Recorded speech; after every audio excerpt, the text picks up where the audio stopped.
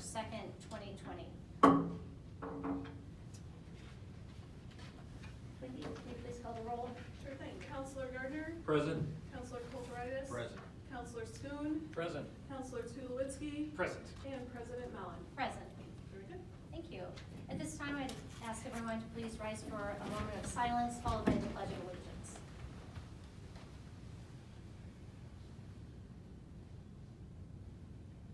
I pledge allegiance to the flag of the United States of America and to the republic for which it stands, one nation, under God, indivisible, with liberty and justice for all.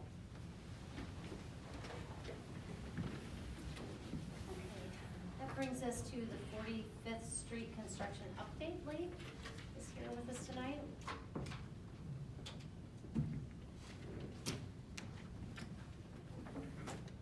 Good evening. Good evening. Lee Randall with DLZ. Okay, updates on 45th Street.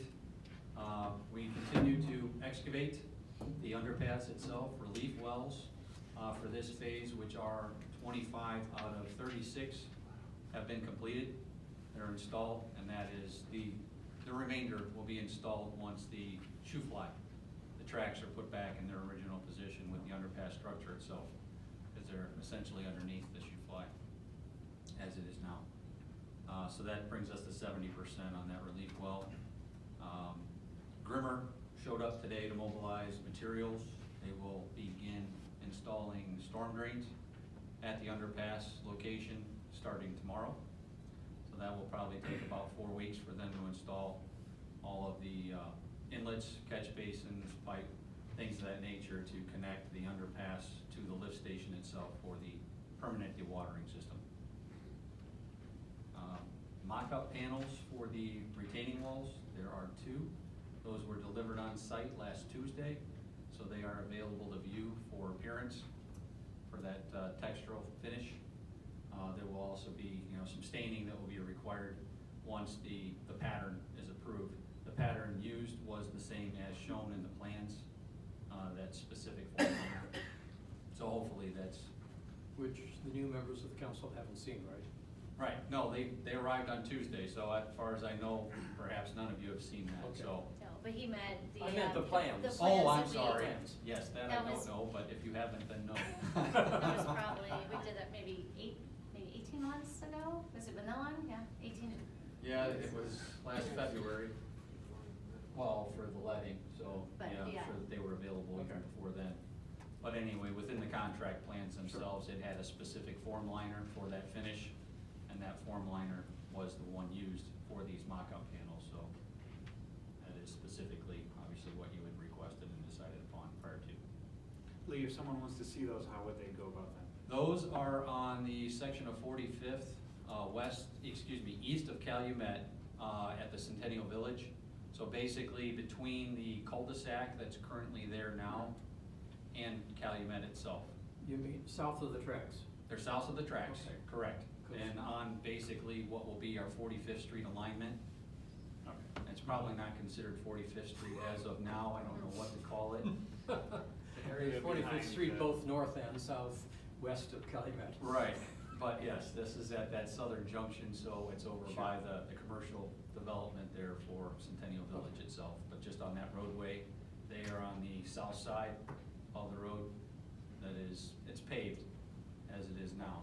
Would it be safe for some of us to walk over to that area from, let's say, Southwood and see Not some- from Southwood, because then you'd have to cross the shoe fly and Okay. probably stomp through that underpass, which is kind of a slight muddy mess Mhm. to some degree.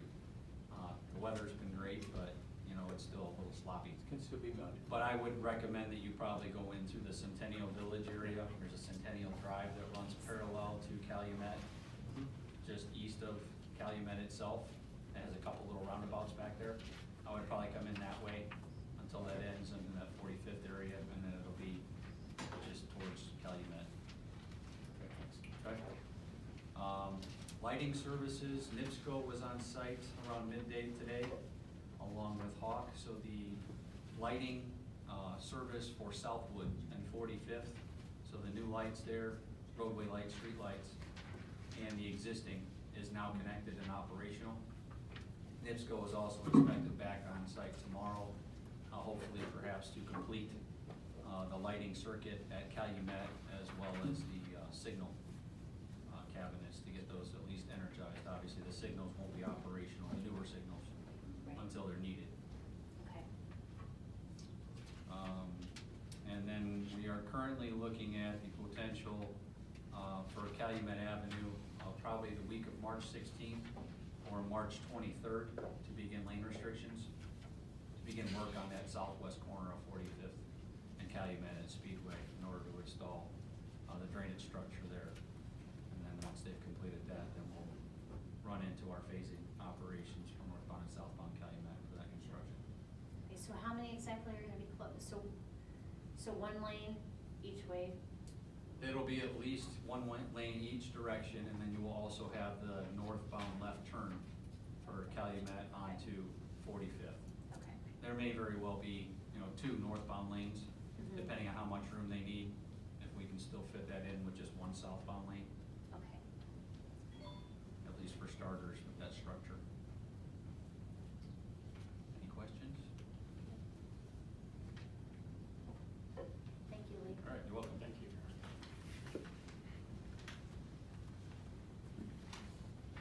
And that brings us to our public comment section of the meeting. It's 2-minute maximum per person or 5 minutes for a group spokesperson. Please keep your comments civil and constructive to public policy issues. The chair at sole discretion may recognize individuals wishing to speak on different topics at any time and may end the open to the public session. All speakers will be timed by the clerk treasurer, and this portion of the meeting shall not exceed 20 minutes. Do we have anybody from the public who'd like to speak this evening? Yes. If you want to go to the podium, sure. Good afternoon to this honorable council. My name is Colonel Antonio Tony Daggett. I'm a resident of Northwest Indiana, 21 years.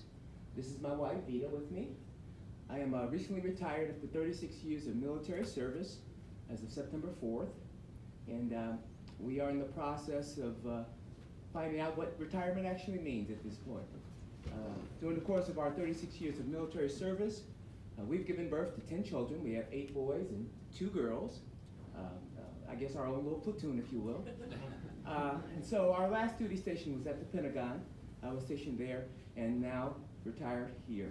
Our family is committed to academic excellence. We've come out to introduce ourselves as well as to do a fact finding, find out what the needs are here in Munster and the Munster residents as well. As I shared with you about our family, our oldest is a Yale grad, undergraduate biology.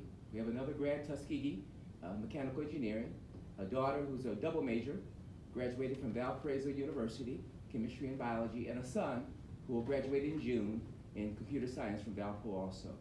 So we are committed to be a part of finally settling in with our community. As I said, we've raised our 10 children here during the course of the 21 years of living here. And at this point, caveat, we've continued to serve and we want to continue to serve. I am running for the United States Congress here in District 1. I am running because I believe that my background in Washington, D.C., working at Pentagon and other places will be very beneficial to helping Congressional District 1 here. That includes all of Lake County, all of Porter County, and a small portion of LaPorte County. So again, we want to just thank you for allowing us to take a moment to introduce ourselves and look forward to learning what your needs are. Thank you. Thank you so much. Thank you for your service too, sir. Thank you, I appreciate it. Is there anyone else in the audience who wishes to speak tonight?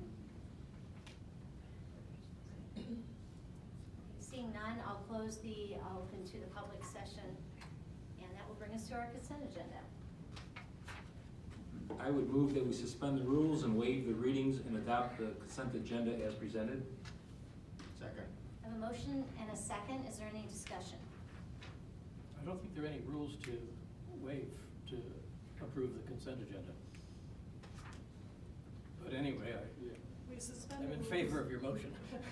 Suspend the rules and waive the readings and adopt.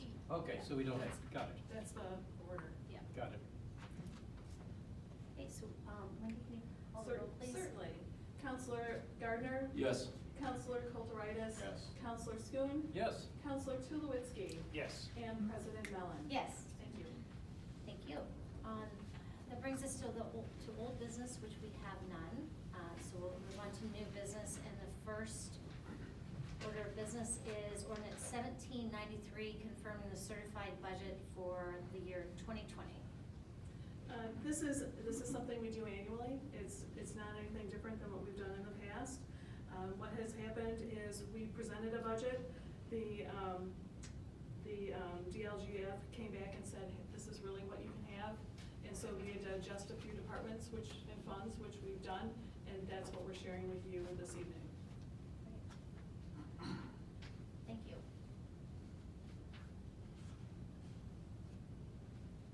So I'm looking for a motion to, this is on first reading. So a motion to accept on its first reading and then schedule it for a second reading in March 16th.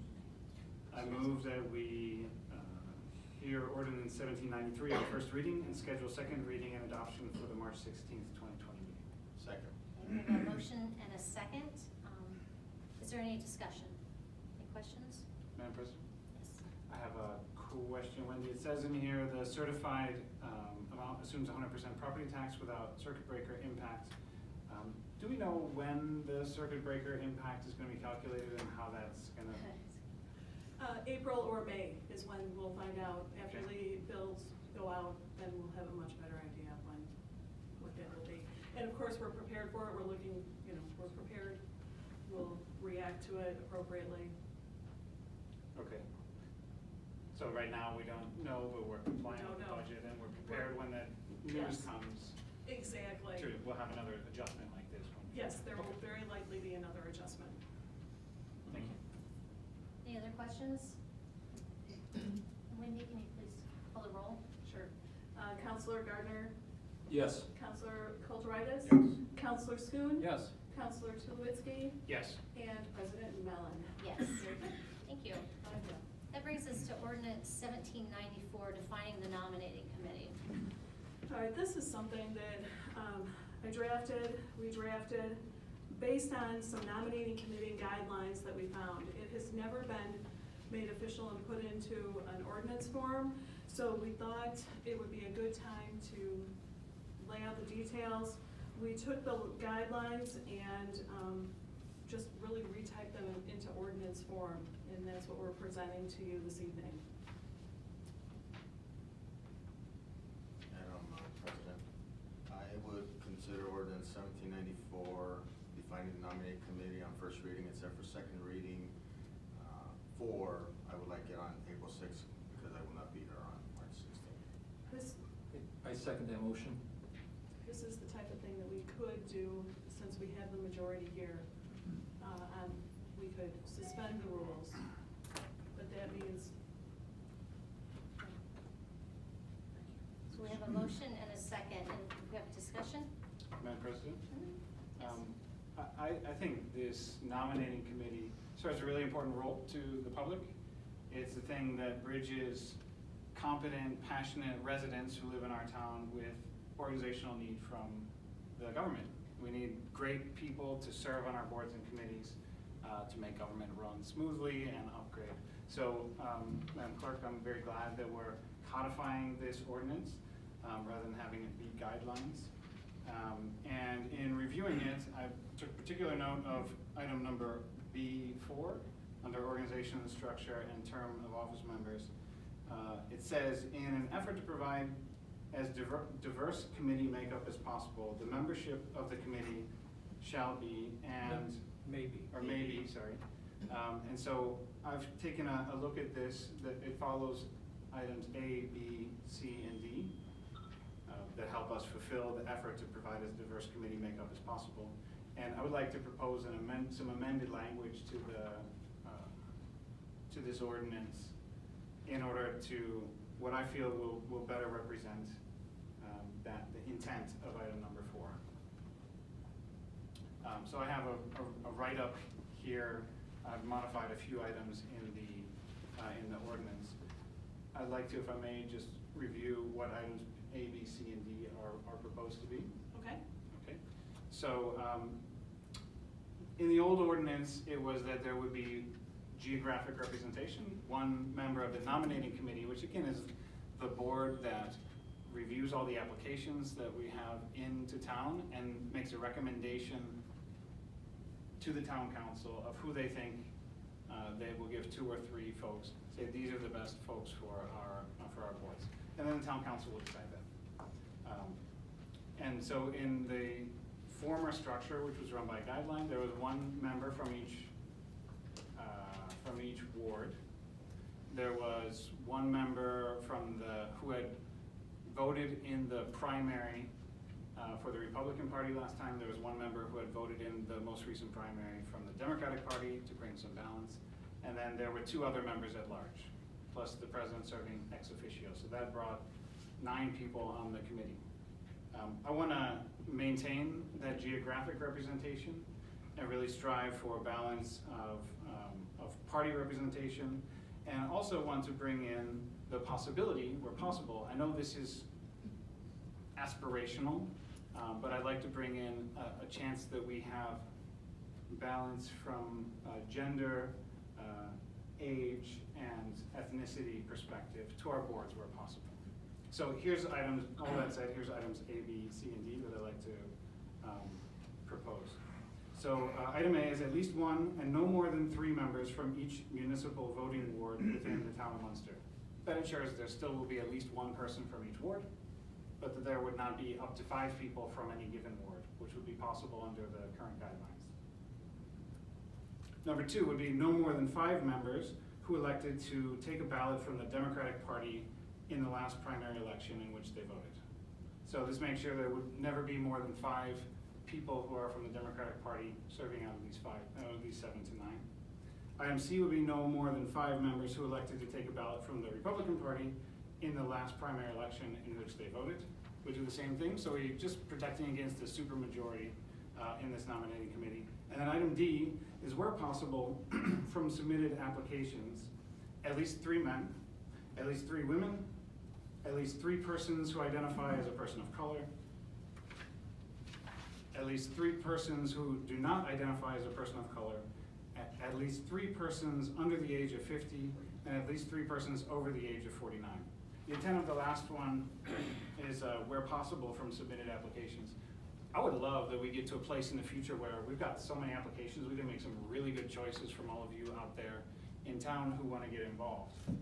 And if we have a flood of that, we would be able to really achieve this target of make sure we don't have like 9 of anything serving the town. So that's the intent of the change to that language that I'd like to submit for the council, submit to the council for consideration. Are there any other comments? How many people are you anticipated to have on this, are you proposing? Same as currently, there are 7 to 9 people on the board.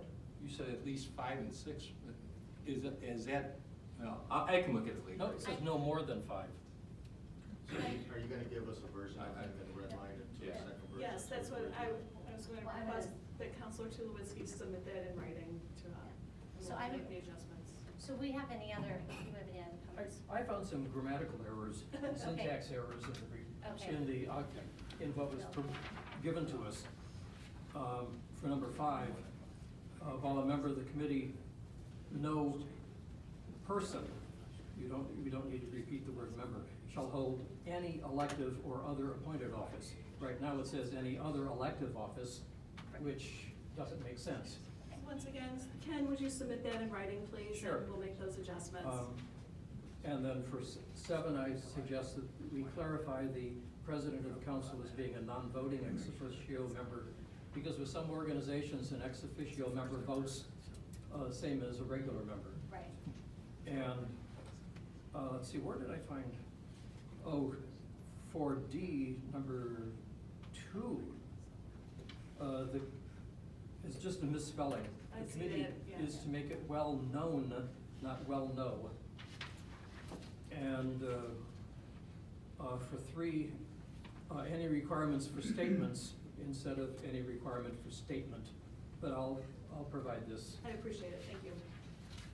So, I would just comment that we, with some of the proposed changes, which will not be reflected in this vote to begin with, this is to hear it on first read, and that there's going to be a month period in between now and then to make any adjustments if we do. But also I'm a little bit concerned about hamstring. At this point, we have four applicants. And so hamstringing with, I mean, I wouldn't be able to just to interview people and pick the best applicants, and it sounds like there's an awful lot of and this and that and this and that. So we can look at that between now and the next meeting, but at this point, we have a motion to consider this on the first read. Lisa, Madam do you have President, something? just, and because it's the first time I'm hearing, this potential proposed amendment, Mhm. Aspirational as it might be, there were certainly some things in there that are legal that I could tell you off the top of my head, could be done if that's the will of the majority of the council. However, as we got kind of further down the list, Mr. Tulowitzki, I started to, red flags went up of can we ordain this so? And so I guess between now and before you would vote on an amendment that would include all of the things that you've suggested, while I certainly understand the aspirational nature of what you're attempting to do, we want to make sure that it's legal to do so. So I would just point out, this is first reading, right, as you said, and we can certainly set the matter for second reading. I think the motion is April 6th. But between now and then, I would like to see that list and kind of be able to drill down and to make sure that we can do what you're aspiring to do. I would really appreciate the chance to just review the language and. Yeah, Steve, Right. I'll send you what I have so that we only have one document going to everybody else. Okay, so I'll incorporate your changes Yes. to mine, and then I'll send it to Wendy, and I'll send it to you also, Mr. That'd be great. Okay, thank you. Now, Dave, I have a question. On the motion that's on the floor right now, if I vote yes, does that, I'm perfectly happy in second reading to do this either at March 16th or in April, I don't care. But does that mean that I support the wording the way it is now? No, it means you support setting the matter for second reading. Okay. And so you would, theoretically, you would be able to vote either way, regardless of how the actual and the final version of the ordinance comes out. Okay, I just don't wanna, this is my first time. No problem. Okay, Thank you. all right. So we have a motion and a second. Wendy, will you please call the roll? Certainly. Counselor Gardner? Yes. Counselor Kulturitis? Yes. Counselor Schoen? Yes. Counselor Tulowitzki? Yes. And President Leanne Mellon? Yes. Very good. So we'll read this again on second reading on April 6th. Yes. On April 6th. Thank you. All right, that brings us to the appointment of the Munster Municipal Corporation. Yes, the Munster Municipal Center Corporation is an entity that is it's a entity formed by the town that is separate but also part of the town. It has 3 current members, but as recently as October of 19 it had 5. Those members were Mr. Rob Mangus, Mr. Brinkley, Mr. Collins, Mr. Russ Snyder, and Mr. Gardner, who, by nature of his successful election to town council, is no longer able to serve on the Munster Municipal Center Corporation. Mr. Mangus has resigned from that body, which leaves Mr. Brinkley, Mr. Collins, and Mr. Snyder. It has been a practice of town council to appoint former council members to this body that will meet periodically from time to time to conduct such business as necessary. I have spoken with Mr. Nellens, who has graciously accepted the responsibility if he were to be so nominated.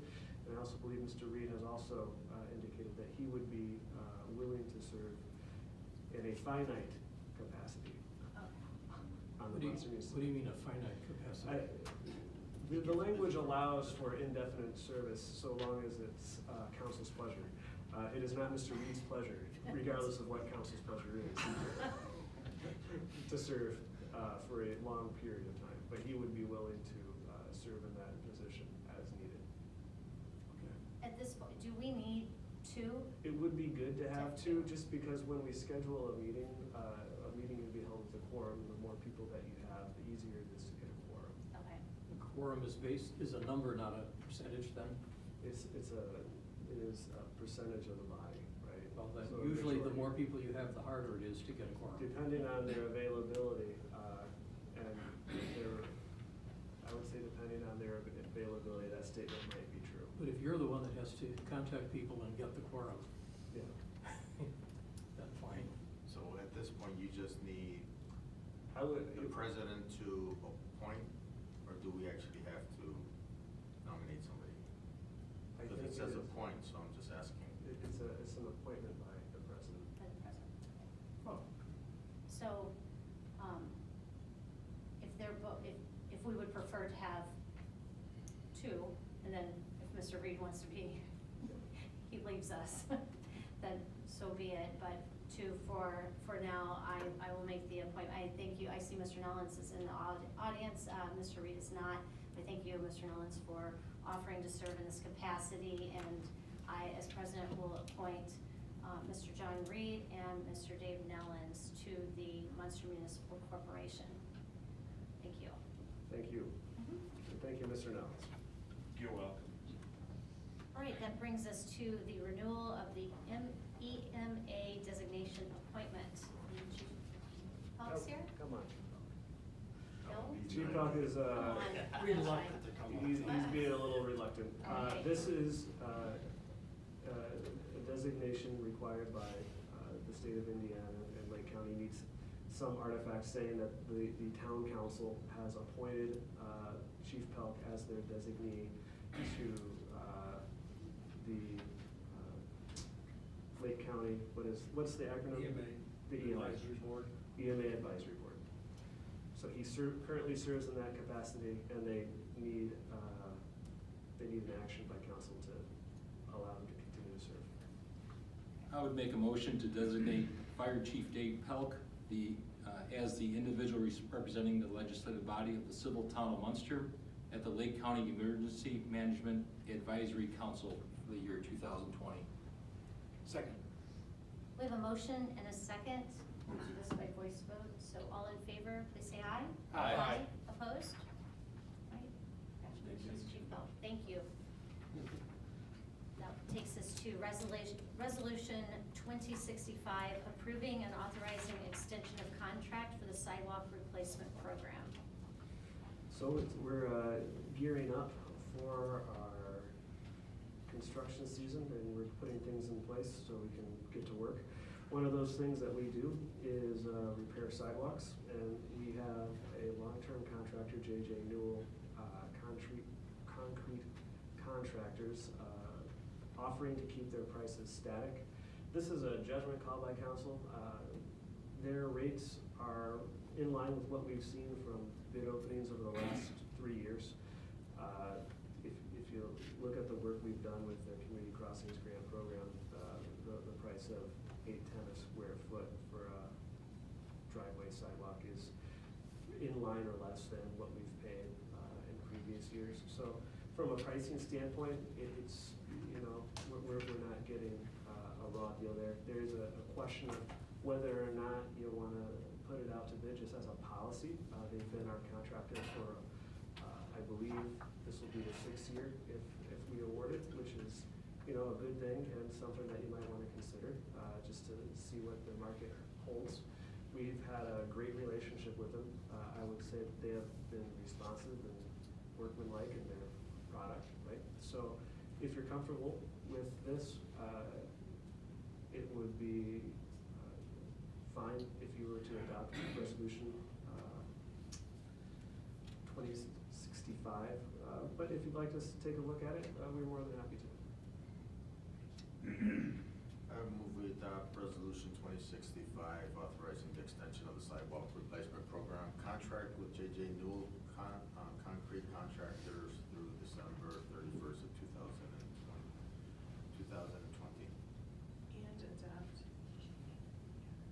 And adopt resolution 2065. Oh, I second Okay, it. okay, it's been seconds. Okay. We have a motion and a second. Is there any discussion regarding resolution 2065? I would say that, I'm really comfortable with this company. They've been around with us, as Dustin has said, and I think they do very good work at this point, so. Right? And as a new council member, sidewalks are something that people care about a lot. It's for safety for your kids, and so I'm glad that we have a reputable and well-priced contractor we can rely on. Thank you. So we have a motion and a second. Wendy, can you please call the roll? Sure. Counselor Gardner? Yes. Counselor Kulturitis? Yes. Counselor Schoen? Yes. Counselor Tulowitzki? Yes. And President Mellon? Yes. Very good, thank you. Thank you. That moves us to item F, resolution number 2066, 2020 sidewalk raising program. So this is another vector that the town uses to improve our sidewalks. Sometimes you don't need full concrete work. You can lift panels with foam jacking. It saves time and money in some cases where it's context appropriate. We've used Level Right, a local company here, successfully for the last few years. They, like J.J. Newell, are electing to keep their prices the same. And same story, we find them responsive, they do a good job. I think they're they're a little bit more unique in the service that they provide. There are people who do, like they call it mud jacking. I'm not the person in the field who knows the most, but I know there's a pro and a con to that. My understanding is that this product is a little bit quicker to use and a little bit more sturdy and long lasting in its repair. So if it is your pleasure, I would suggest perhaps considering adopting resolution 2066 and authorizing the town to extend its contract with Level Right. So moved. Second. We have a motion and a second. Any discussion? Only a question again for Dave. I will likely ask to have the sidewalk in front of my house raised. Should I abstain from this vote? That's you're a resident, you have the right, but if you feel more comfortable with an abstention on record, that's fine. I think I would be. But nothing against the just. It's gonna look pretty bad if you don't get your sidewalk jacked now. Your wife might be mad at you. All right, we have a motion and a second. Wendy, please call the roll. Sure. Counselor Gardner? Yes. Counselor Kulturitis? Yes. Counselor Schoen? Abstention. Counselor Tulowitzki? Yes. President Mellon? Yes. Thank you. That brings us to item G, the Town of Munster Tree Service. Now, this is something we did go out to bid on this year. We had a number of very competitive bids. This year, we are recommending the Arbor Care Pekarsky and Sons Tree Service. So when we have a tree contractor, they do a number of different things, and you see that in the comparison chart on the second page of the memo. And what we did was we took those line items and we projected what the total cost to the town would be based on prior year's experience, right? So you get an apples to apples comparison. And what we see is that Arbor Care was the most competitive bid that we received. So that is what we would suggest. Just for your own reference, we spent about $21,000 on this last year. And I'd say that's probably pretty close to what we'll spend this year, if not a little bit more. That's one of the, it's not a challenge, but it's a reality of having a mature urban forest. The thing that we all like, we gotta maintain, right? So. I know Ken lives where there are a lot of trees. Maybe you should have stayed. I'm just kidding. A lot of trees. I move that sorry. we approve the bid proposal of Arbor Care, Pekarsky and Son Tree Service to be paid from funds 623. All right. Second. We have a motion and a second. Is there any discussion? Sorry, I already made my comment. Apologize. We can do this via, no, we do this via voice Voice vote. vote. So all in favor, please say aye. Aye. Aye. to item H, the West Lakes generator repair. So this is from a storm event that we experienced last fall, and we were only recently invoiced by Midwestern Electric for the reinstallation of a generator there in West Lakes for the amount of $4,890. So what we're looking for is the approval for the insurance. But we don't really, I suppose it doesn't hurt to say it, to have it on record. But the approval of the claim for Novatech, this is an insurance claim we have, the funds available for it. And then the recently received invoice from Midwestern Electric for the installation of that generator in the amount of $4,890. So if you're familiar with West Lakes, you know that pump went out of service, it became submerged at the far pond, the far southern pond. And what we did was we replaced that generator and we placed it higher, so as like a hazard mitigation. So the water went X, so we placed the generator at X plus Y. It seemed a pretty straightforward thing. But to do that, it required some rewiring, right? And that's what this cost represents. All you just need a motion to pay Midwest Electric the amount. Yes. And Novatech. And Novatech? Novatech is the one that's sitting waiting to be paid right now. Novatech, not Midwestern. I'm not sure about the Midwestern, but I know the Novatech one is sitting waiting to be paid. So, So both of them. yes, In one motion. okay. If it pleases the I move we clerk. approve the insurance claim payment to Novatech in the amount of $21,607.59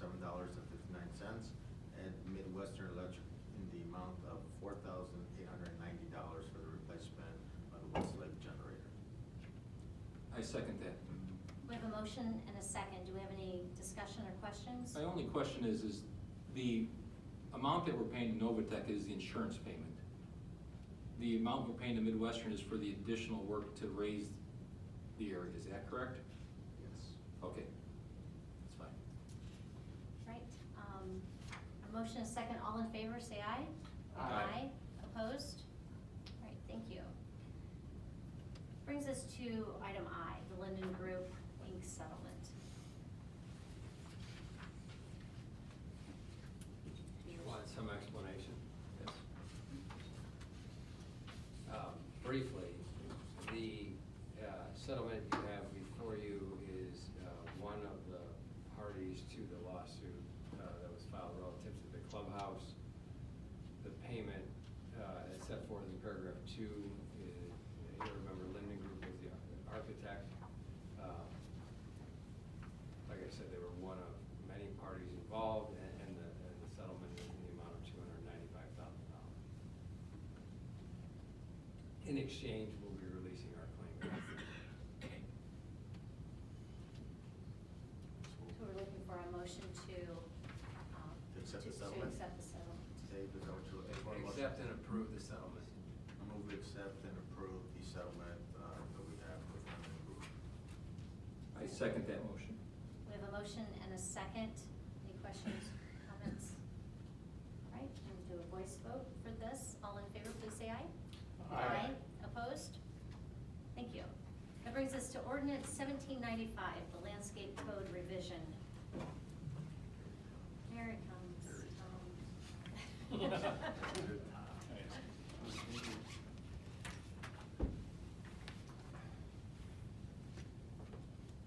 Thank you. Yeah, today I am presenting on behalf of the Plan Commission a revision to the current Munster character-based code, which is our zoning ordinance.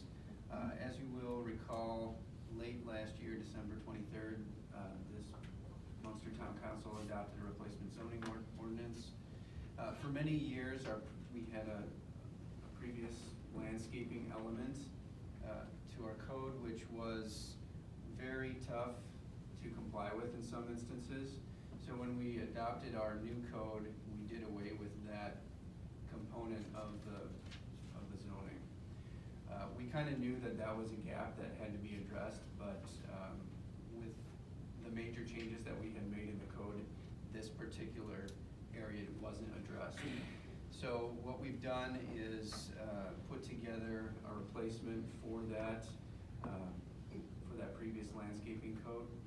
And what it does is really, it doesn't substantively change any of the requirements, but it establishes a series of triggers for the implementation of those standards. So, and this only applies to commercial developments, but essentially what it does is it lays out a set of, like I said, triggers, things that would require a developer to install and maintain landscaping in accordance with our code. What we tried to do with this is be a little bit more proportional in the way that it's implemented. Our previous version of the ordinance essentially said if you invest $10,000 in your property, you have to comply with all of our standards. What we've done with this is to say if you invest a little bit, you have to implement a small number of landscaping elements. If you make a large investment in your property, you also have to make a large investment in your landscaping. So it's, we're trying to be a little more even-handed and a little more proportional in the way that we require upgrades and adherence to our codes. Does this include public art? There is not a public art element to this. My understanding with respect to public art is that that was traditionally required as part of a tax abatement or some kind of tax incentive. Okay. But really what this addresses is, as I said, in commercial developments, how do you say you're upgrading the facade of your building? To what extent do you also have to upgrade your landscaping? So, as I said, it's kind of proportional in the sense that, and we could go through it if you want to. It's kind of laid out in pretty good detail in the memo that I provided to you, but essentially it establishes some breakdown. So, for example, if you spend less than or equal to $25,000, you have to do a certain number of things, like you have to screen your parking lot. If you spend more than that, you have to, upgrade sort of internal landscaping to the parking lot. So you may have to, add landscape to islands and things like that. What we've also done with this is provided kind of like a pressure release valve. So if implementing, for example, landscape islands, converting parts of your parking lot to landscaping will actually make you violate our minimum parking standards, you can get a waiver, sort of like an administrative waiver from that requirement. So rather than go through a 2-month-long variance process, you can simply present the evidence to the planning director and they can waive that standard. So we think it's a pretty flexible, but yet still probably very effective way of upgrading the town and requiring people to continually invest in the properties. There are some commercial areas where there's very little very little ground around a building. If somebody were to go from a 2-story building to a 5-story building and put a lot of money in, there's not much space for landscaping. So is this waived in that case, or? Yeah, and that's why we put in that waiver process. Okay, so it would be up to the developer or the owner of the land to request the waiver. Yeah, so they would request the waiver. They would have to verify that they're unable to accommodate both the minimum parking and the minimum landscaping simultaneously. And that would be done through the building permit process. Okay. So given Ken's example, if someone were to put that much money into a building, but they couldn't because of the, sorry, I do this every time, because of the restraints put on them, with having very little area to accommodate the landscaping, do we have some flexibility so that we could suggest maybe that they add something else decorative, since they are obviously, you know what I mean, in place of that? Would that then go to the plan commission, or? I think what we would do in that instance is we would grant the minimum waiver if possible. So we wouldn't necessarily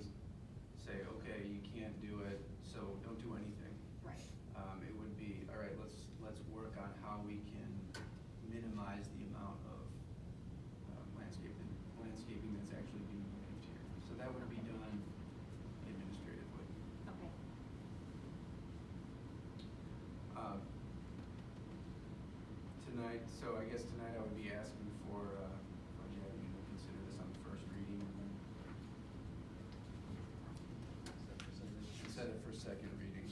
And this is Did you- Plan Commission's recommendation as well. Yeah, so this was presented to the Plan Commission at a public hearing. There was an opportunity for residents and business owners to weigh in.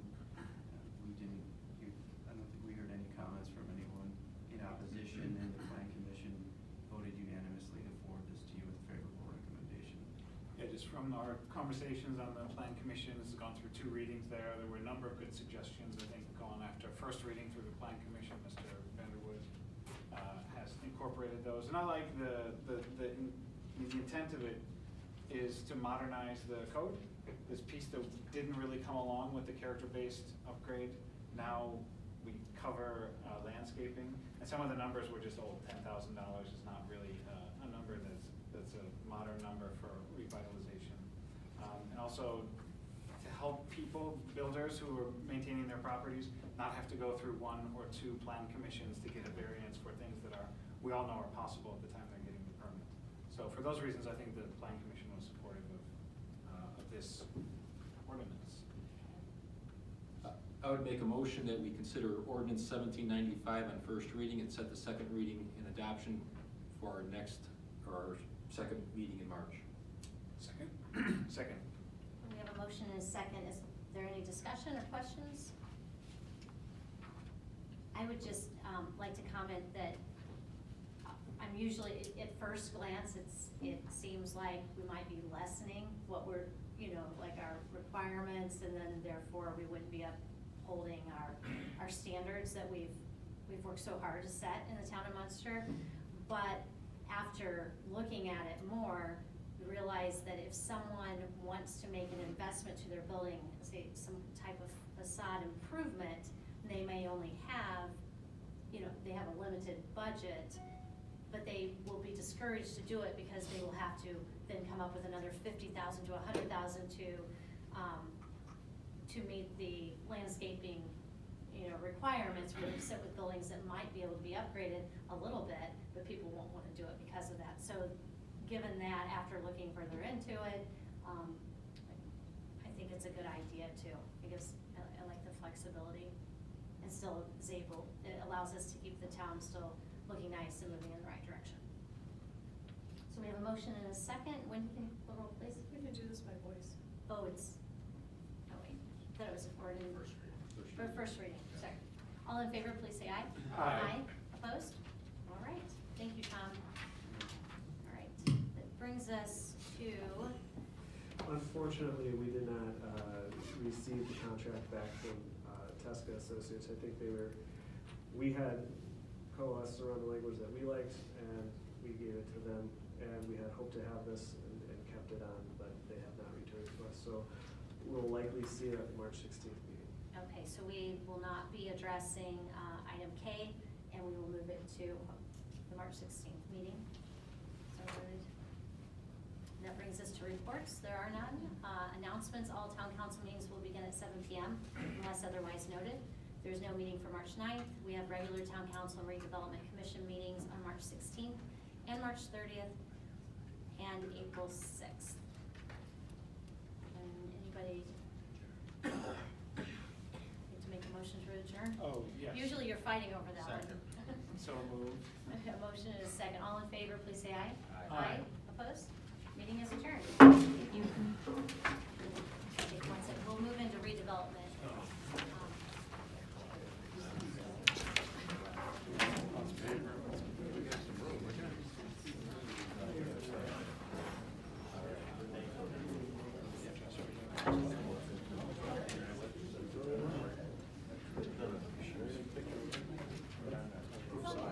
Yes. Thank you very much. Oh, absolutely, sure. Do you want the, with the whole group? Okay, sure. Dustin, would you mind taking me a picture? Oh, you don't want to be able to picture. Okay. You can come up here with us or stand, yeah. That's right, we've all done it. I know, we are famous people, we've all, okay. Tall people first. Well, and me, so I'm not tall, but.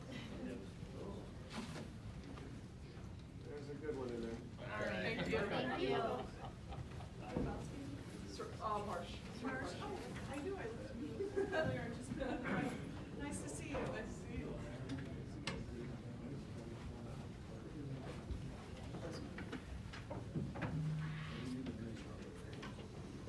They're coming out tonight. Oh, we live in Hampton.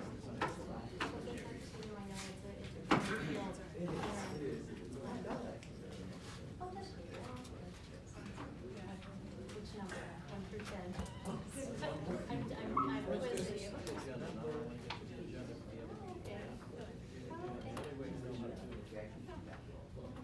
You could go back. You could go back to SEO. Yeah. Well, thank you, we want you, and you want to come back over and let us know. Okay, all right, take care. Oh, okay.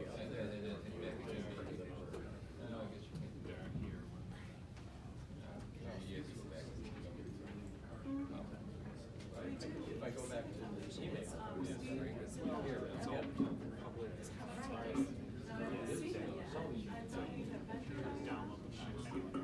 Yes, I thought 7:45, but that was turned out. You all ready? Okay. All right. This time it is 7:55. I will call to order the Redevelopment Commission regular meeting for March 2nd, 2020. Can you please? I would be happy to. Commissioner Gardner, Present. Commissioner Kulturitis. Present. Commissioner Schoon. Present. Commissioner Tulowitzki. Present. Commissioner Mellon, Present. and nice to see John Castro here as well. John? Thank you.